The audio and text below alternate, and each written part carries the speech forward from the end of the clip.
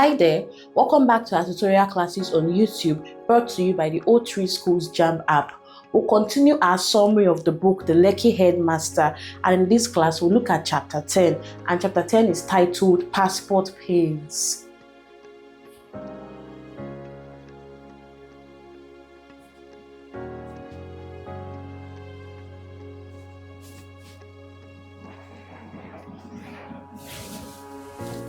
Mr. Bepo's passport expired, and since he wasn't keen on relocation or traveling, coupled with the rush caused by the COVID-19 pandemic, he let the passport expire without immediate renewal.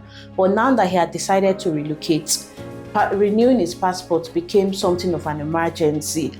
And if he were to go through the normal process, it would take him time that he didn't have at the moment. So he was left with two options. It was either he paid to expedite the process, or he went to an area that was less crowded than Lagos. Now, Mr. Bepo didn't have the extra 200,000 naira or even 250,000 naira to speed up the process, so he had to go to an area that was less crowded than Lagos. And Mr. Bepo chose to go to Ibadan.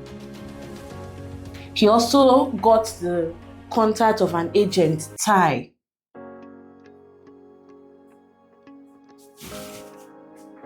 Now, the government had repeatedly announced that the use of middlemen was outlawed, but that only existed on paper. Middlemen still worked. They still helped people get their passports quicker. Now, Tai charged Mr. Bepo 100,000 naira for the 64-page 10-year renewal passport as against the official 70,000 naira. So the extra charge was to help speed up Mr. Bepo's processing.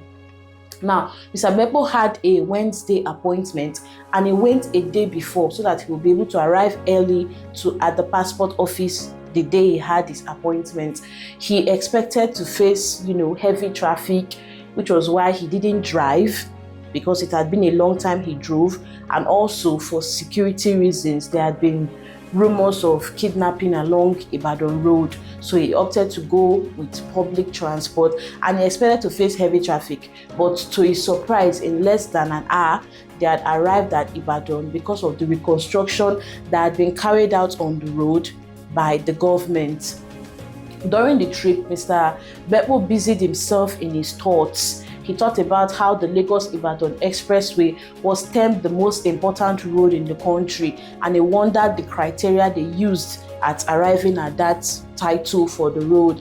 He also observed that there was increase in religious organizations as well as businesses on either sides of the Lagos-Ibadan Expressway, and he observed that it was different from the last time that he plied the road, which was a while ago.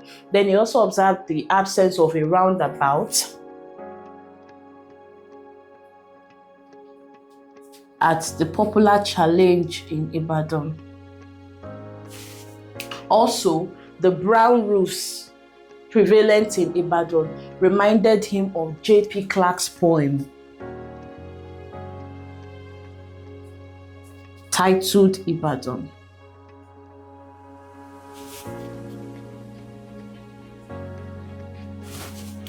Although the fact that years after J.P. Clark wrote the poem, Ibadan still looked the same worried Mr. Bepo. He remembered defending the city when, during their trip to the University of Ibadan, a student called Ibadan a big village, and Mr. Bepo corrected the student, citing the fact that the first university in the country, the first stadium in the country, as well as the first TV station in the country could be found in Ibadan. So it was not a big village at all.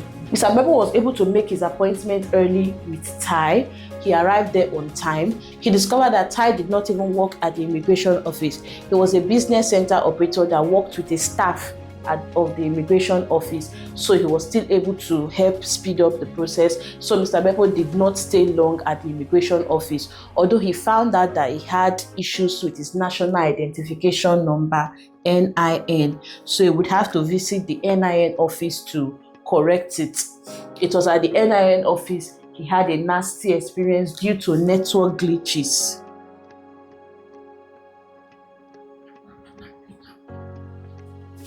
and he had to wait 3 more weeks for validation.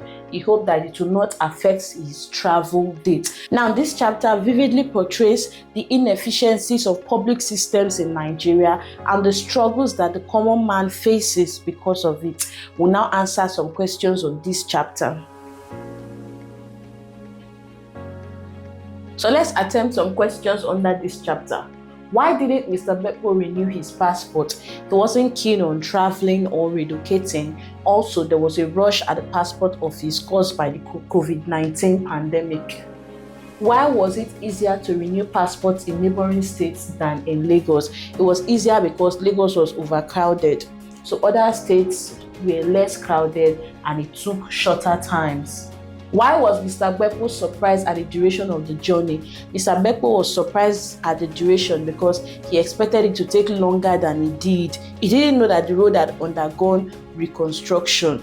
The last time he passed, he spent close to 2 hours on the road, so he was very shocked that this time the journey took less than an hour.